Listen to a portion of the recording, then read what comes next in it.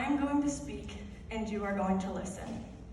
This is a quote from Seth Cardinal Dodging Horse at the opening of Calgary Ring Road, built on his ancestral family lands. And now, not to partake in the colonial concept of pan-indigeneity, but this is a quote that every Native can relate to personally and emotionally. In a colonial America, in an America that has stolen our lands and has altered and erased the history and culture of our people, we must demand to be heard. Let's take a minute to think about this conceptually. Indigenous people throughout history and even today are not listened to unless they demand it. Often asking isn't enough. They must demand. And this demand does not know boundaries, and it always exists. Even at a university that is working towards inclusive excellence, the need to demand in order to be heard feels like it never fades. When you find yourself a part of any marginalized group at a predominantly white institution, this demand can feel all-consuming, like it takes over your life. And this can become a definitive part of your college experience. Now in this, I cannot speak to every Indigenous identity or every experience, but I can and will speak to my own and to commonalities found between my story and the stories of Indigenous students that I have crossed paths with here at Quinnipiac and beyond. So like I said, my name is Kiara Tanta-Quidgeon. I'm a junior health science studies major here at Quinnipiac, minoring also in global public health and Indigenous cultures and diversity studies, which is an independent minor. I am also a Mohegan woman. Outside of school, I am the vice chairwoman for the Mohegan Tribal Youth Council. I'm on the Democracy's Indigenous Youth Council for the Center for Native Youth, the Aspen Institute, and the NUIFC. And I was recently appointed to the advisory board for the Mashantucket Pequot Nation's Primary Prevention Project as the sole Native Youth representative.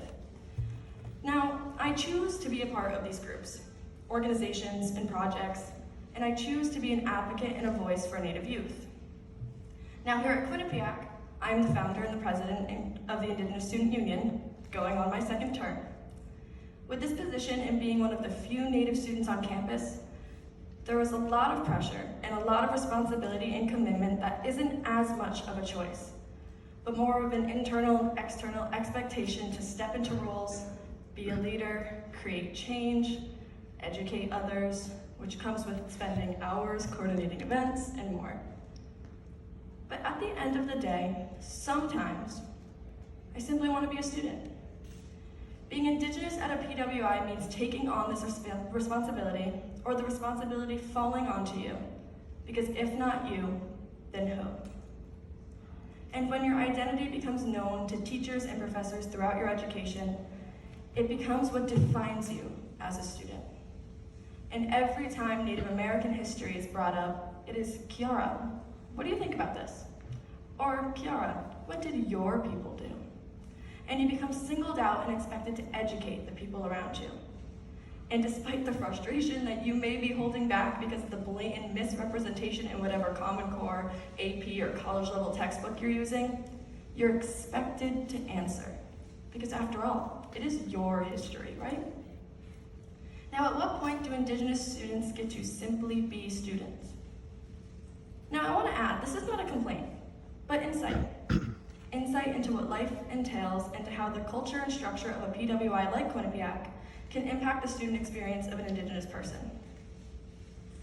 Now, the experience at Quinnipiac is unique because of the nature of Quinnipiac's indigeneity aside from the student body. Quinnipiac University carries the name of the people who used to live on this land and surrounding lands. Quinnipiac University carries that name and has a duty and responsibility to do right by that name. Quinnipiac is an institution with, from the outside, little to no acknowledgement or representation of the true weight of its name and location. And to a non-Native, this is seen as a non-issue. But to a prospective Native student, this raises red flag after red flag.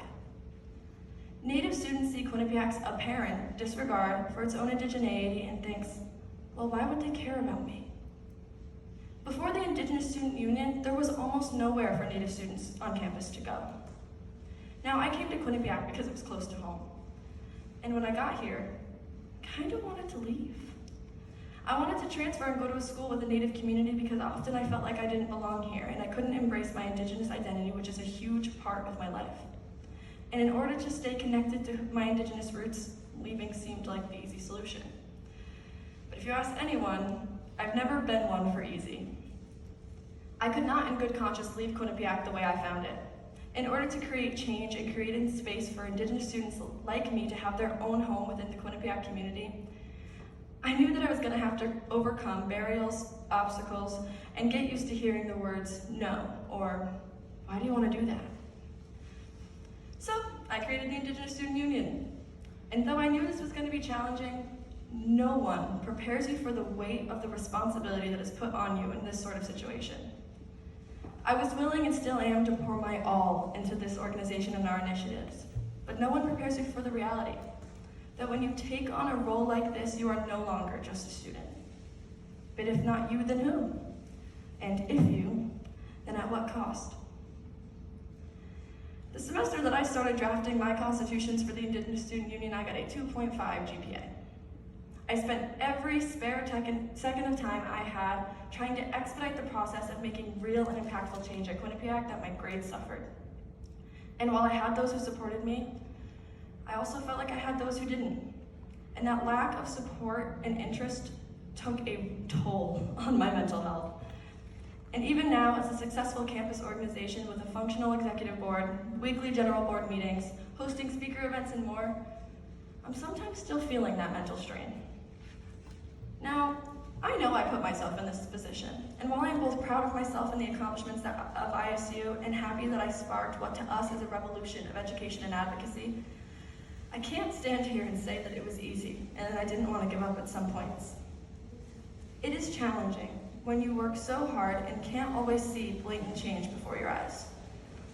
It is challenging when you feel like you give up so much of your energy and it's not always reciprocated.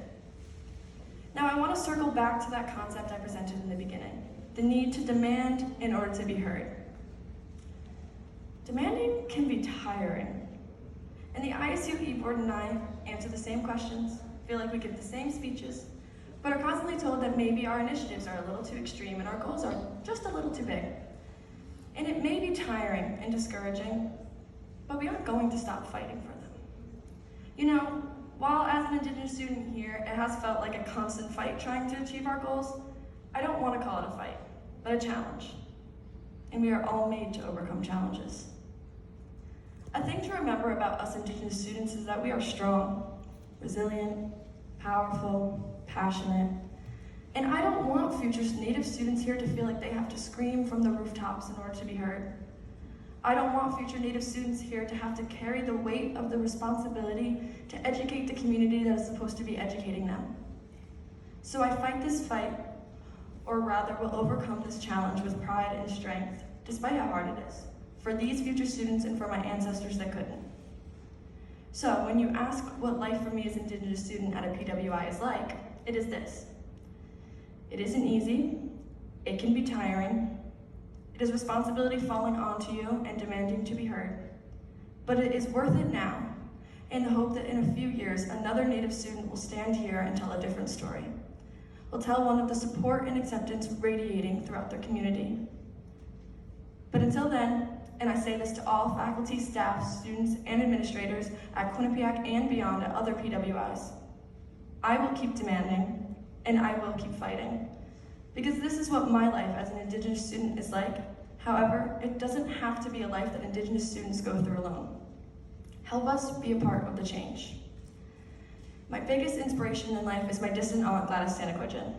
And in her role as co-founder of the Tanta-Quidgeon Museum, her philosophy was that education is the best cure for prejudice. And I share that philosophy in that I believe that education is also the best way to initiate, facilitate, and catalyze change.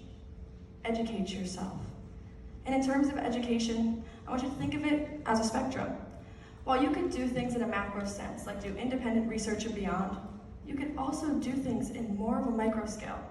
And while education is no small task and there is much to be learned, coming to ISU meetings, coming to our speaker events, and even taking the Native American history course with Professor Dickerson are big steps, even if they don't seem like they may be.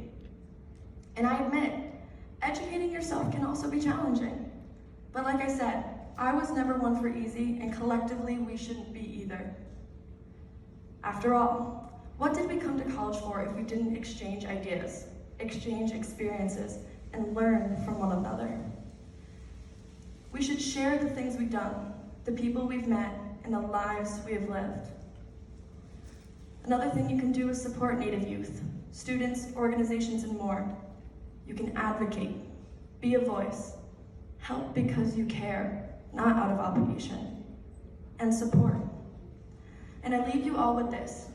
Be willing to be the change you wish to see. Do not leave Quinnipiac the way you found it. When I leave, I'll know I didn't. My name is Kiara Tanta-Quidgeon. I have spoken and you have listened. Thank you.